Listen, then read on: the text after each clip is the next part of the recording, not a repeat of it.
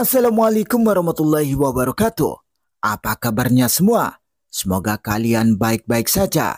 Kali ini saya akan membahas alur novel Donghua Swallowed Star. Tanpa basa-basi, yuk langsung disedot.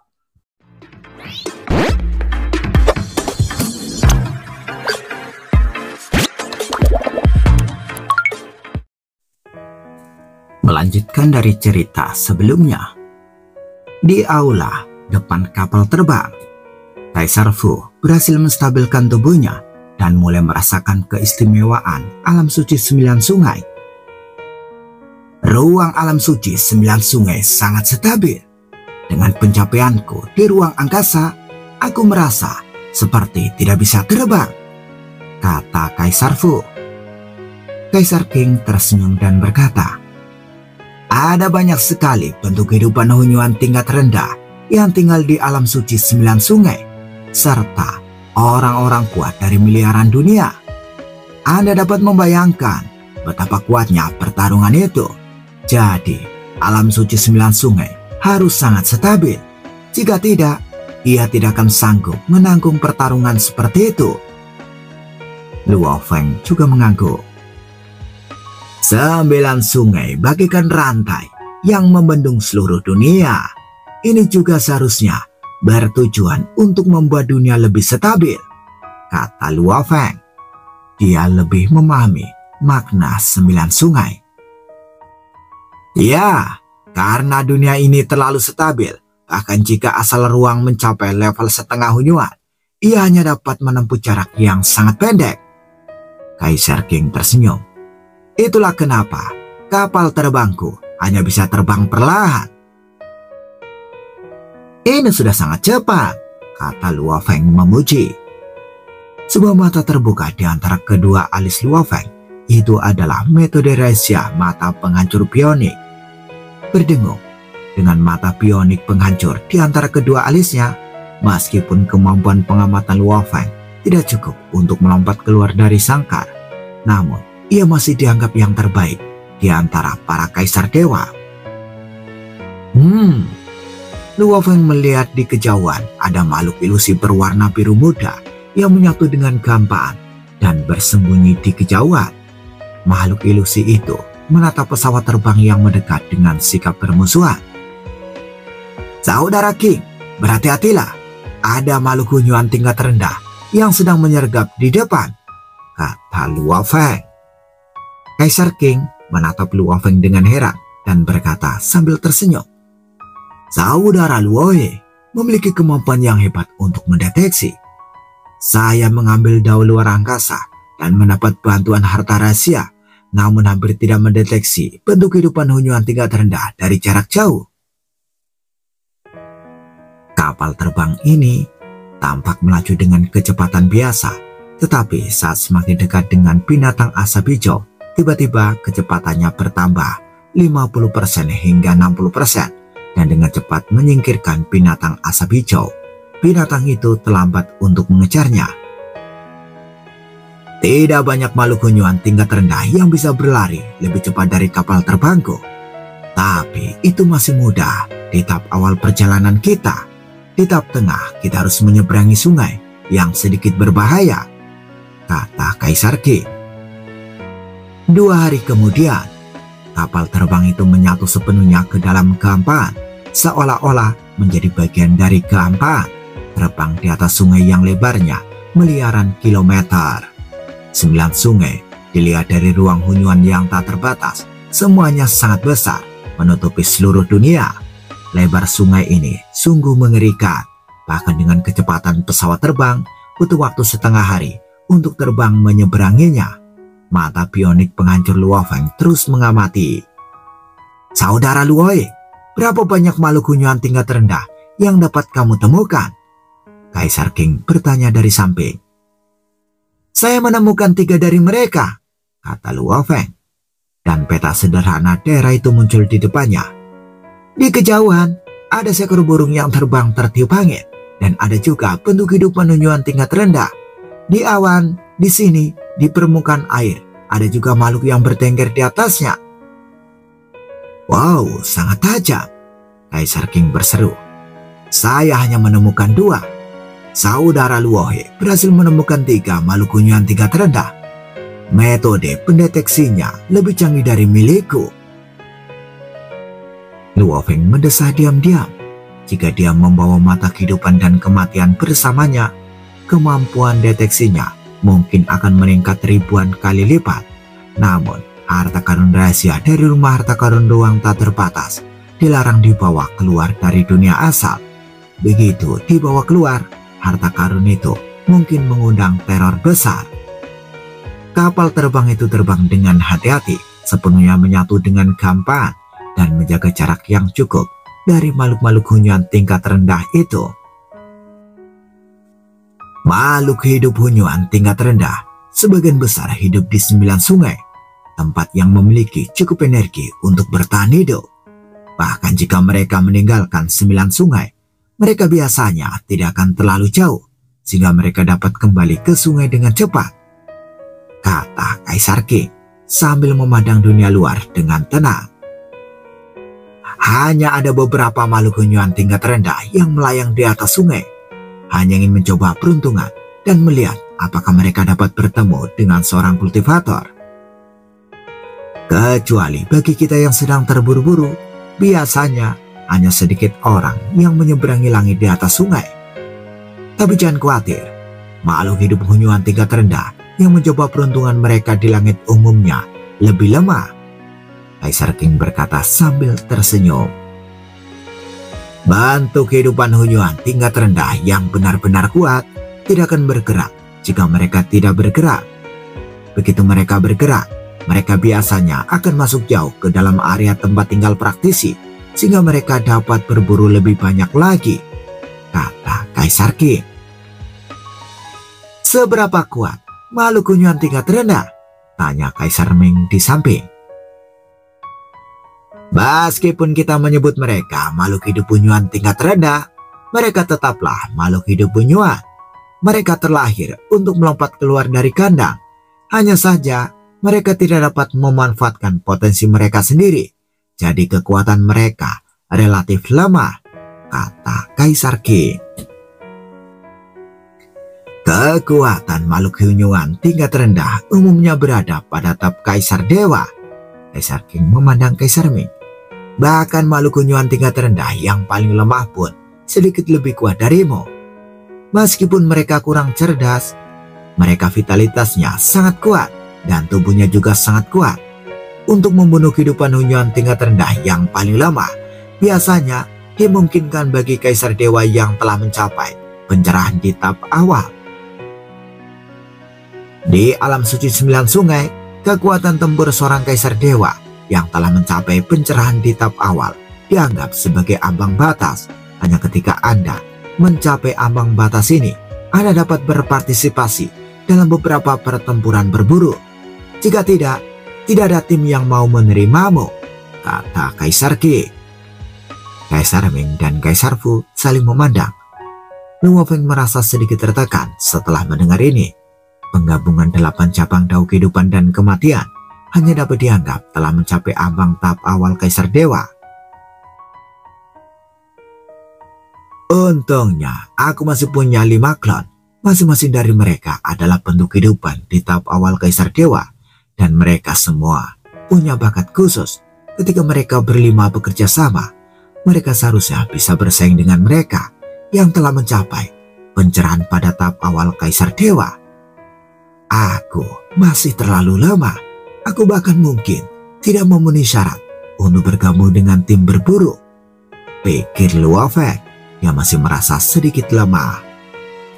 Tanpa mata kehidupan dan kematian serta menara bintang, kekuatannya memang jauh lebih lemah. Di area luas di atas sungai, pesawat terbang itu menyatu dengan gampang dan terbang dengan hati-hati sepanjang jalan dan menjaga jarak yang cukup dari makhluk hidup hunyuan tingkat rendah itu. Sepanjang perjalanan, hanya satu makhluk hidup hunyuan tingkat rendah yang mampu memata-matai kebenaran dan kepalsuan kapal terbang itu, dan kapal terbang itu dengan cepat menyingkirkannya dengan kecepatannya. Gunung Suci berada di pusat seluruh alam suci 9 sungai Jadi untuk pergi dari pusat ke kota Yulan, seseorang harus menyeberangi 2 sungai. Selama proses ini, Luo Feng juga menyaksikan kekuatan Kaisar King. Kaisar King mengemudikan perahu terbang ini dan berbagai pencapaian di jalur spesial yang ditampilkannya jauh melampaui metode rahasia utama Luo Feng. Saudara King, apakah Anda sudah mencapai tahap tengah Kaisar Dewa? Luo Feng bertanya melalui transmisi suara. Tidak mudah untuk menjadi Kaisar Dewa tingkat menengah. Kaisar King juga menyampaikan suaranya.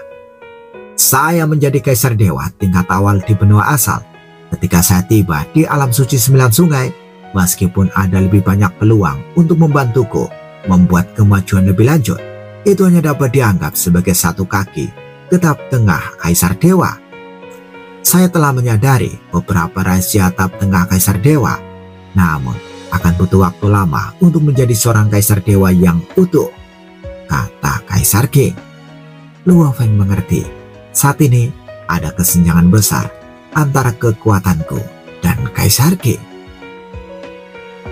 Begitu kita sampai di kota Yulan, kita tidak akan terburu-buru untuk berburu. Kaisar King menatap Luo Feng dari samping. Pertama, gunakan sumber daya kota Yulan untuk memperkuat diri kita. Beli sumber daya yang tepat, pilih yang paling cocok untuk kita, baru kemudian berangkat ketika semuanya telah sepenuhnya siap. Keduanya berkomunikasi melalui telepati untuk menghindari Kaisar Ming dan Kaisar Fu. Kaisar King melihat ke depan. Tepat di depan itu kota Yulan. Begitu kata-kata itu terucap, kapal terbang itu bergerak maju, dan sebuah kota besar muncul di kejauhan. Luo Feng, Kaisar Ming, dan Kaisar Fu semuanya melihat dengan seksama. Ini adalah kota besar yang seperti benteng. Ada banyak formasi warna-warni yang beroperasi di atas kota, memberikan lapisan demi lapisan perlindungan yang melindungi kota Yulan dengan erat. Sungguh formasi yang mengerikan. Luo Feng merasakannya dari jauh dan merasa formasi itu berat dan tak tergoyahkan. 35 kota di alam suci 9 sungai, semuanya dibangun dengan biaya yang besar. Sarana pelindungan ini juga mewakili sistem kultivasi yang berbeda.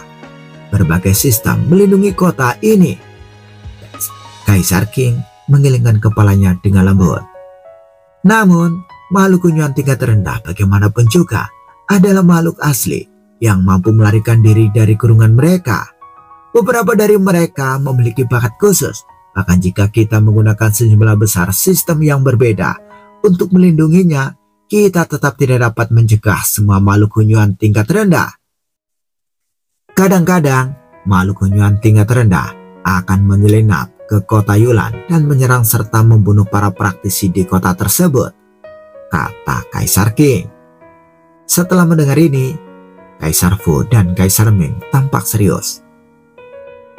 Dari makhluk hidup kunyuan tingkat rendah yang dapat menyelinap ke kota Yulan, hanya 1 dari 10.000 yang dapat melakukannya. Mereka semua sangat langka. Setelah Kaisar King selesai berbicara, kapal terbang itu langsung menuju gerbang kota Yulan yang menjulang tinggi. Berdengung ketika kapal terbang itu mendekati gerbang kota, gelombang menghantam kapal terbang itu. Sosok samar seorang pria berjubah biru muncul di dalam kapal terbang. Pria berjubah biru itu memiliki janggut besar. Dia menatap Luo Feng dan 3 orang lainnya, lalu tersenyum pada Kaisar King dan berkata, Kaisar King, kamu membawa 3 orang teman dan beberapa praktisi baru. Kaisar King tersenyum dan mengangguk. Aturan yang sama berlaku untuk semua kota di alam suci 9 sungai. Pria berjanggut berjubah biru itu tersenyum. Pertama, setelah memasuki kota, kamu harus menyewa tempat tinggal gua dalam waktu 3 hari. Jika tidak, kamu akan diusir. Kedua, kota ini melindungi semua praktisi. Praktisi harus membayar biaya 1 kristal hunyuan setiap abad. Jika mereka gagal membayar, mereka akan dikeluarkan dari kota. Ketiga, di dalam kota, praktisi dilarang saling membunuh. Pelanggar akan dieksekusi. Ini pertama kalinya kalian memasuki kota ini, jadi kami perlu mencatat identitas kalian. Pria berjanggut berjubah biru itu menatap Luo Feng dan 3 orang lainnya. Namaku Luo Feng, kata Luo Feng sambil tersenyum. Kaisar King dan yang lainnya juga tahu bahwa Luo Feng memiliki banyak nama, termasuk galaksi, Luo He dan Luo Feng. Namaku Kaisar Ming. Namaku Kaisar Fu. Pria berjanggut berjubah biru itu membagi pikirannya pada saat yang sama dan juga mencatat informasi para praktisi di kabin di bagian belakang kapal terbang. Kaisar King tersenyum dan berkata, mereka bertiga akan tinggal di guaku. Untuk biaya hidup, aku akan membayar mereka 100 abad lebih awal. Sambil berkata demikian, Kaisar King menyerahkan 300 kristal hunyuan. Pria berjanggut berjubah itu tersenyum dan mengangguk. Baiklah, Luo Feng, Kaisar Ming dan Kaisar Fu, alamat mereka adalah gua tempat kalian berada. Segera para praktisi ini menyelesaikan prosedur memasuki kota dan Kaisar King untuk sementara menyingkirkan kapal terbang tersebut. Kaisar King membawa Luo Feng dan 2 orang lainnya untuk terbang ke kota. Begitu banyak praktisi. Luo Feng cukup terkejut. Sekilas dia melihat gua yang tak terhitung jumlahnya. Praktisi sering terbang dan dia bisa melihat sekilas jutaan praktisi. Pakaian dan auranya benar-benar berbeda dan jelaslah bahwa ada banyak aliran praktik. Tipeku sudah yang terlemah, kata Kaisar Fu sambil menatapnya dengan perasaan campur aduk. Di alam suci yang gelap, bahkan leluhur kedua negara kuno pun biasa saja dan tidak mencolok. Kaisar King melihat ke bawah ke kota besar di bawah dan berkata dengan tenang, aturan terakhir dari 3 aturan yang disebutkan sebelumnya melarang saling membunuh. Pelanggarnya akan dieksekusi. Jangan terlalu percaya pada aturan ini. Kota Yulan diatur oleh para pembudidaya. Jika Anda ingin menghukum siapapun yang melakukan ini, harus terlebih dahulu memiliki bukti yang cukup. Dan dalam berbagai sistem kultivasi, beberapa metode pembunuhan bersifat misterius dan tidak dapat diprediksi dan mustahil untuk mengetahui siapa pembunuh sebenarnya, kata Kaisar King. Luo Feng mengangguk. Jika kita tidak dapat menemukan pelaku sebenarnya, maka kasus ini secara alami akan tetap tidak terpecahkan. Kaisar King memandang Kaisar Fu dan Kaisar Ming. Kalian berdua lemah. Cara teraman untuk tetap tinggal di kota Yulan adalah dengan cara buatlah dirimu terlihat cukup miskin. Terlihat miskin? Kaisar Ming dan Kaisar Fu tampak sedang memikirkan sesuatu. Aturannya ada. Kalau tidak ada godaan, kita tidak akan ambil resiko. Kalian yang lemah akan mati begitu harta karun itu terungkap. Sebaliknya, jika kalian cukup miskin, kalian akan cukup aman. Kalian harus segera terbiasa dengan hal seperti itu, kata Kaisar Fu. Kaisar Ming dan Kaisar Fu mengangguk sedikit. Selama percakapan, Kaisar King, Luo Feng, Kaisar Ming, dan Kaisar Fu sudah terbang ke daerah dalam kota Yulan. Guaku ada di depan kita, Kaisar King berkata dengan tenang. Saya akan memberi kalian berdua sedikit otoritas energi gua yang cukup untuk mempertahankan latihan yang lambat. Sisa otoritas energi akan dibagi rata antara Luo He dan aku. Kaisar Ming dan Kaisar Fu mendengarkan dengan patuh. Saudara Luo He, Kaisar King memandang Luo Feng. Sewa gua ini adalah 100 kristal hunyuan per abad. Aku akan menanggung biaya untuk 1000 abad pertama. Setelah itu, kita perlu membaginya secara merata. Tentu saja, Anda juga dapat memilih untuk menyewa gua lainnya. Gua yang disewa Kaisar King terletak di pusat kota Yulan. Dari luar, tampak biasa saja, tetapi begitu masuk ke dalam, ruangannya lebih dari 10.000 kali lebih besar. Luo Feng dan 3 orang lainnya masuk bersama-sama. Aku akan membagi ruang terlebih dahulu, kata Kaisar King. Dan pada saat yang sama, ruang internal yang besar secara alami terbagi dengan 2 ruang kecil di sudut, meninggalkan halaman publik di tengah, dan ruang yang tersisa dibagi menjadi 2, masing-masing menempati setengah. Terserah Anda untuk memutuskan bagaimana membangun ruang interior, kata Kaisar King. Saya pilih yang kiri. Kalau begitu, aku akan memilih sisi kanan. Kaisar Ming dan Kaisar Fu tidak keberatan dan mengambil inisiatif untuk memilih ruang kecil di kedua sudut. Aku akan mengirimkan informasi terperinci tentang kota Yulan kepadamu. Kamu harus mempelajarinya dengan seksama terlebih dahulu, kata Kaisar King, lalu berjalan menuju ruangnya sendiri. Kaisar Ming dan Kaisar Fu dan Luo Feng juga memasuki ruang mereka sendiri. Tempat tinggalku tidak buruk. Kaisar Ming merasakan kecepatan penyerapan energi. Kecepatan penyerapan energi ini bisa mencapai 30% dari kecepatan maksimalku. Lumayan, kekuatanku sudah mencapai titik jenuh dan kebutuhan energiku awalnya sangat rendah. Di ruangan lain, tempat ini sangat luas. Luo Feng menatap ruang kosong itu. Lalu dengan pikirannya, energi terkumpul dan secara alami mulai membentuk ruang anggur, ruang tenang, aula resepsi, dan banyak istana serta pavilion lainnya. Kemudian dia melangkah dan tiba di titik terkecil di pavilion. Dengan gembira mengambil sepaci anggur dan sambil minum, dia mempelajari informasi tentang kota Yulan. Kota Yulan diatur oleh para praktisi. Kota Yulan diperintah oleh Balai Tetua. Balai Tetua sekarang memiliki 3 kepala balai dan 327 tetua. Selama kamu mencapai ranah pencerahan Kaisar Dewa Tapahir atau kekuatan tempur setengah hunyuan, kamu dapat mengajukan permohonan untuk menjadi senior. Begitu kamu dapat menggerakkan sebagian sistem pertahanan kota Yulan, kamu dapat menjadi senior. Jika tingkat pengemudi sangat tinggi, Anda bisa menjadi penguasa istana. Luo Feng melihat informasi itu. Setiap tetua harus mampu meningkatkan kemampuan pertahanan kota Yulan. Istana tetua benar-benar memberikan kontribusi. Luo Feng mengamati informasi terperinci itu dengan seksama. Setelah Anda menjadi anggota penatua aula, Anda harus tinggal di kota Yulan secara permanen. Hanya dengan cara ini, pertahanan kota Yulan dapat terjamin. Mereka tidak bisa meninggalkan kota Yulan. Terlebih lagi, mereka yang dapat menjadi anggota tetua aula memiliki kemampuan untuk pergi ke alam suci kegelapan.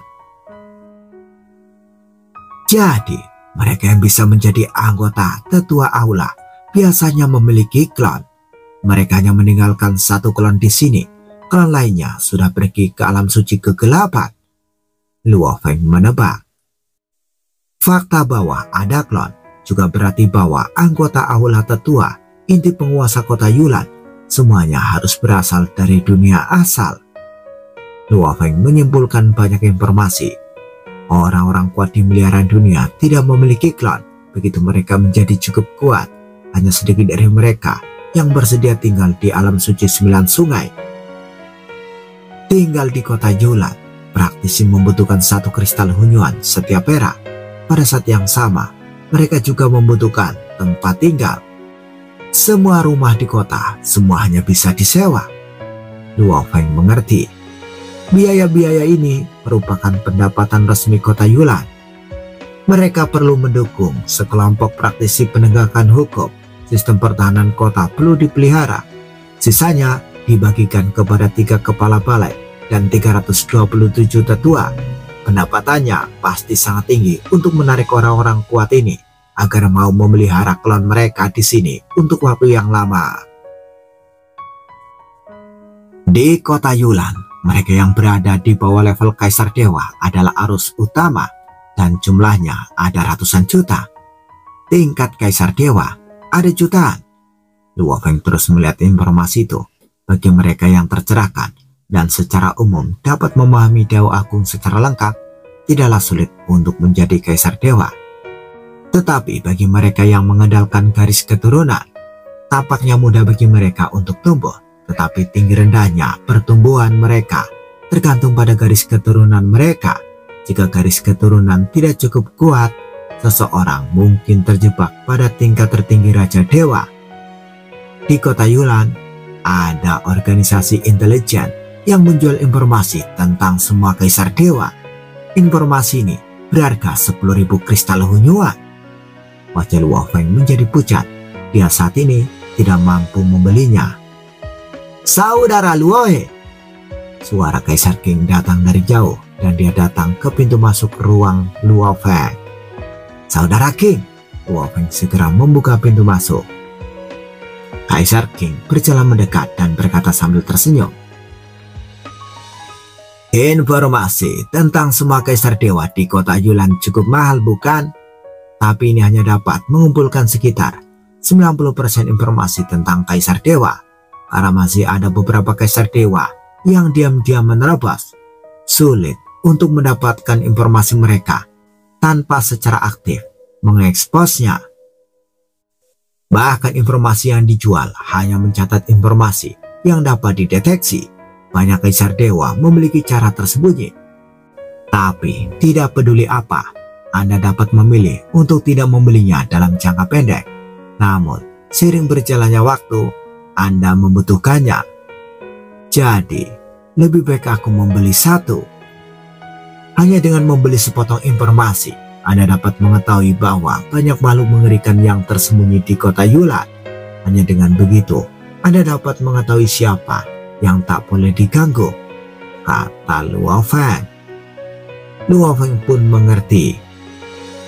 Informasi ini sangat berharga dan juga berisi mantra rahasia yang dilarang untuk diberikan kepada orang lain. Jadi aku tidak bisa memberikannya kepadamu, kata Kaisar King. Luo Feng memahami hal ini. Kota Yulan memiliki banyak sumber daya komersial. Di sini, kristal Hunyuan dibutuhkan di mana-mana, kata Kaisar King. Aku akan meminjamkanmu 100.000 kristal Hunyuan terlebih dahulu. Kau bisa mengembalikannya kepadaku setelah kita selesai berburu. Kaisar King berkata sambil melambaikan tangannya, dan 100.000 kristal Hunyuan jatuh ke samping seperti tumpukan batu gio kristal yang berkilauan. Luo Feng benar-benar tersentuh ketika melihat pemandangan ini. Dia sekarang memang benar-benar miskin. Saudara King, terima kasih. Luo Feng tidak banyak bicara. Saat pertama kali datang ke alam suci 9 sungai, saat itulah kami sangat membutuhkan kristal Hunyuan. Hanya dengan kristal Hunyuan, kami dapat membeli cukup banyak sumber daya dan menggunakannya untuk memperkuat diri, kata Kaisar King sambil tersenyum. Ngomong-ngomong, saat kau pergi keluar untuk membeli sumber daya, ingatlah satu hal.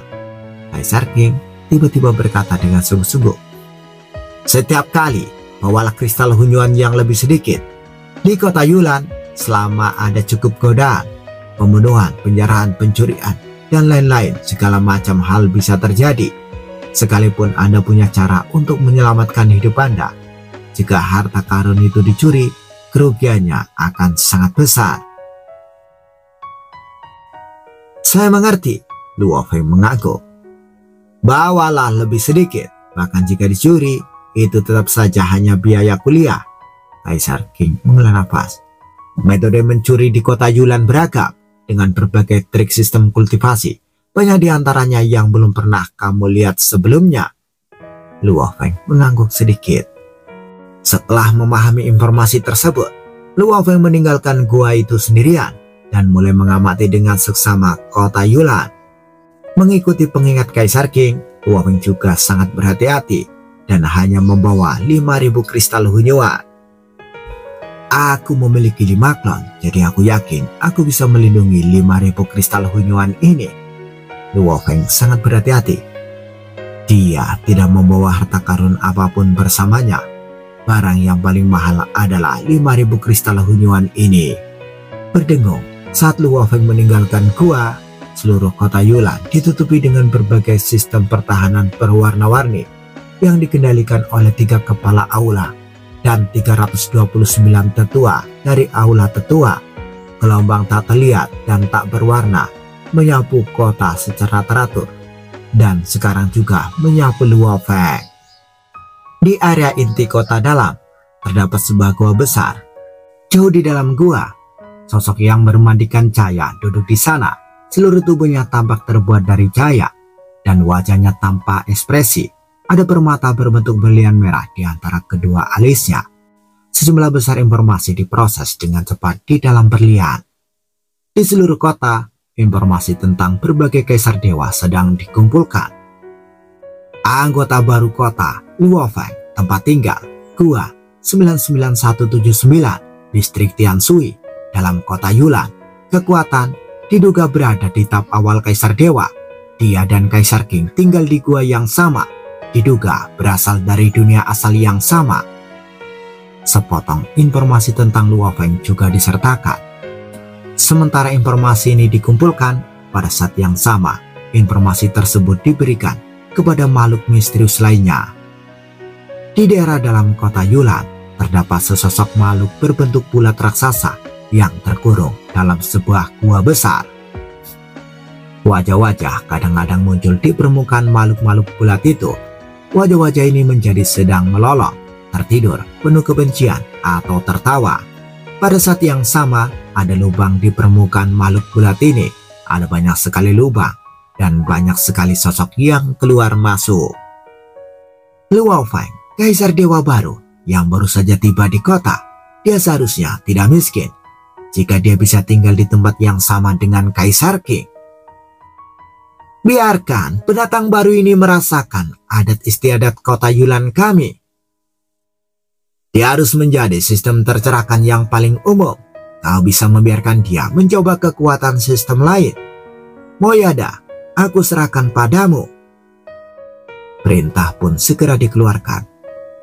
Sosok pendek terbang keluar dari lubang padat makhluk bulat itu. Kaisar dewa tahap awal yang baru ya. Sosok pendek itu tertawa aneh. Pada saat ini, organisasinya telah mengunci Luofeng. Selama mereka berada di area publik kota, Luofeng tidak akan bisa bersembunyi sama sekali. Sosok pendek itu berlari langsung ke tempat Luofeng berada. Bersambung, bagaimana kelanjutan kisahnya? Tunggu jawabannya di episode selanjutnya. Dadah, semoga paham. Masih pilih guys.